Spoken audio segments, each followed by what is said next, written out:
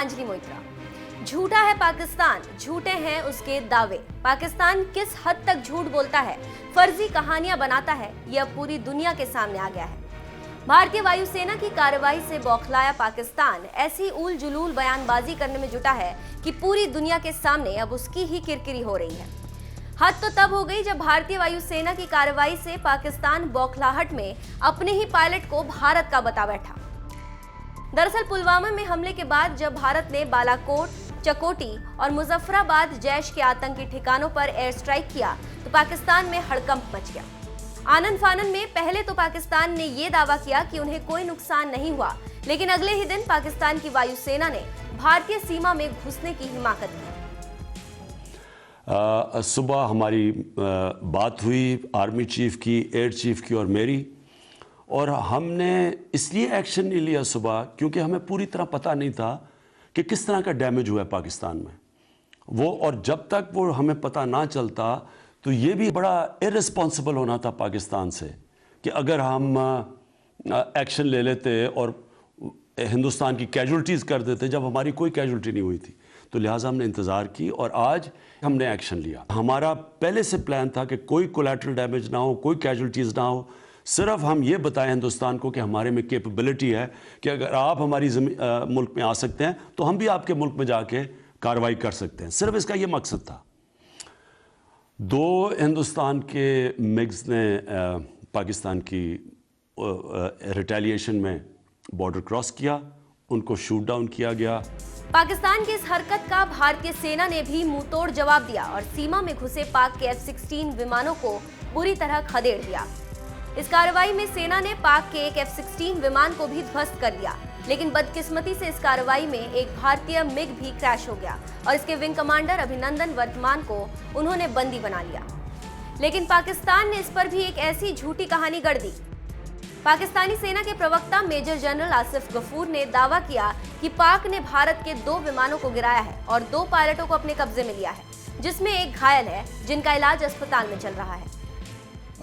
आज सुबह से लाइन ऑफ कंट्रोल पे कुछ एक्टिविटी चल रही है, तो मैंने समझा कि उसके ऊपर आपसे बातचीत की जाए।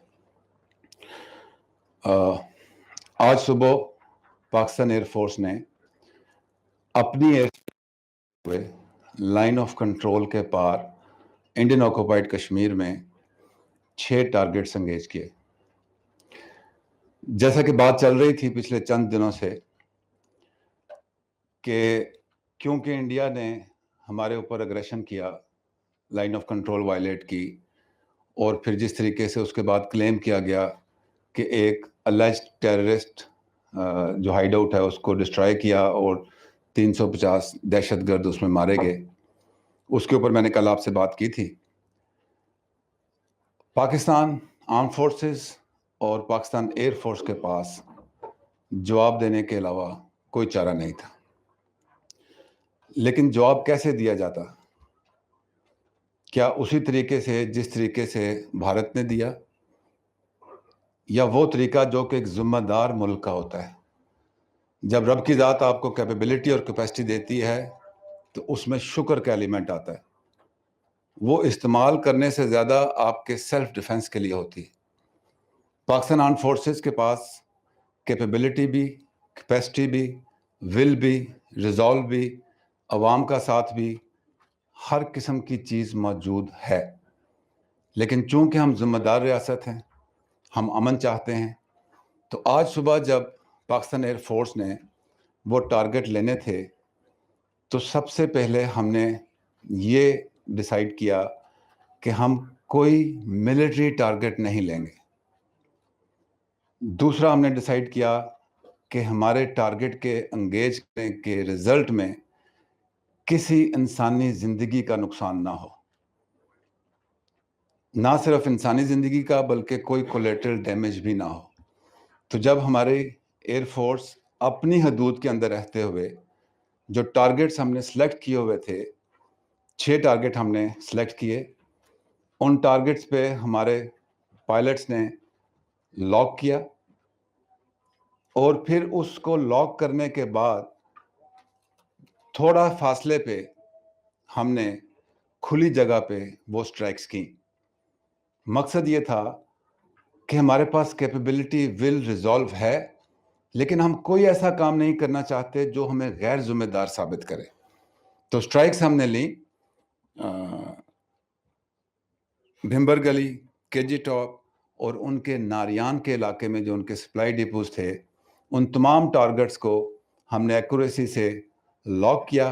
और जब हमारे पास ऑप्शन थी कि हम उन पे फायर कर सकें, हमने जिम्मेदारी का सबूत दिया, उनसे सेफ्टी डिस्टेंस रख के, और फिर हमने वो टारगेट एंगेज किया। मकसद बताने का ये था कि हम सब कुछ कर सकते हैं, लेकिन हम ये रीजन के पीस की कॉस्ट पे नहीं करना चाहते। ये रिटेलिएशन इन ट्रू सेंस नहीं थी, लेकिन ये बताना कि पाकिस्तान के पास कैपेबिलिटी है, हम कर सकते हैं, लेकिन हम जिम्मेदार रहना चाहते हैं। हम एस्केलेशन नहीं करना चाहते, हम जंग की तरफ नहीं जाना चाहते। प्राइम मिनिस्टर साहब ने भी अमन का पैगाम दिया, अवाम ने भी अमन का पैगाम दिया, और हम किसी भी सूरत इस खित्ते को जंग की तरफ लेकर नहीं जाना चाहते। इसकी जो वीडियो है वो थोड़ी देर में हम आपके साथ शेयर करेंगे।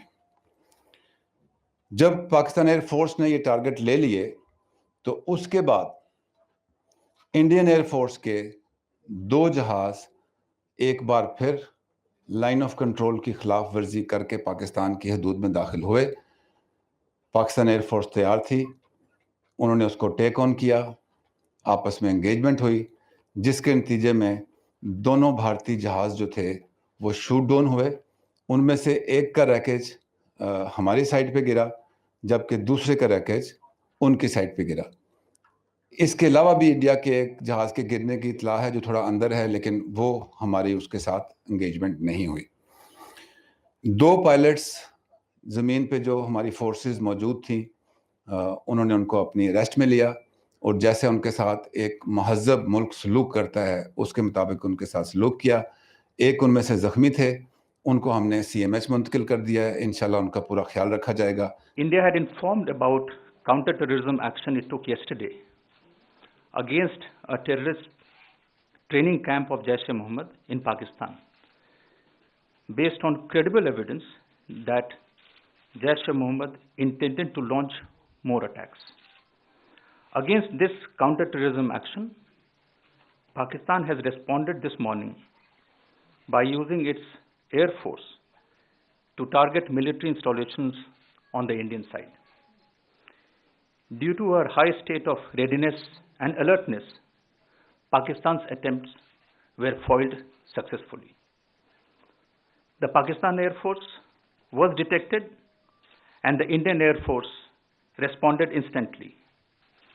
In that aerial engagement, one Pakistan Air Force fighter aircraft was shot down by a MiG-21 Bison of the Indian Air Force.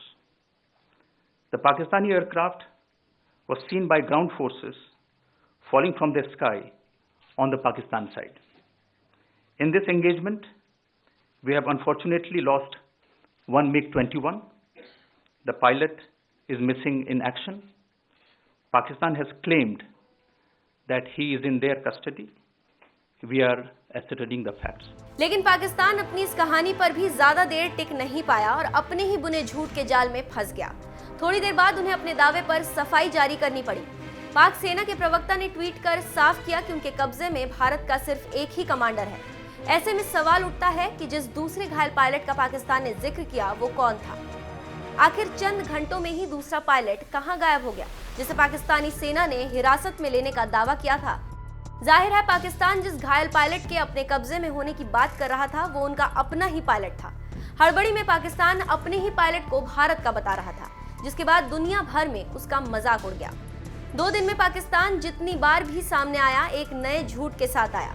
पाक ने यह भी झूठा दावा किया कि उनका F-16 ध्वस्त नहीं हुआ है, जबकि F-16 का ये मलबा और उसके पास खड़े पाक के जवान उसके उस झूठ की भी पोल खोल रहे हैं। पूरा भारत राष्ट्र ये विंग कमांडर अभिनंदन के साथ है। आपके शौर्य को हमारा सबका सैल्यूट।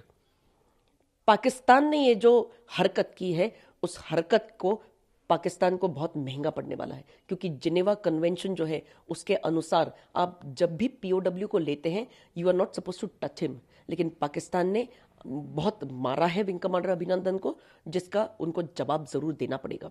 दूसरी चीज, उन्होंने आर्टिकल 13 ये जिनेवा कन्वेंशन का वायलेट किया है, जो कहता है कि उस देश को कोई भी वीडियो या फोटोग्राफ्स जारी नहीं करने चाहिए जिससे कि पब्लिक क्यूरियोसिटी ये इंस्टिगेट हो या पब्लिक सेंटिमेंट्स को हर्ट हो। और पाकिस्तान ने वही किया। कल जो फोटोग्राफ्स और कल जो वीडियोस जो भेजे पाकिस्तान ने, तो Pakistan has already violated the Geneva Convention and we'll take this matter into the United Nations. लेकिन 7 दिन के अंदर आपको विंग कमांडर अभिनंदन को भारत के हवाले करना ही पड़ेगा जेनेवा कन्वेंशन के अनुसार। अगर नहीं किया तो पाकिस्तान, भारत आपके खून के लिए ये जल्द आ रहा है।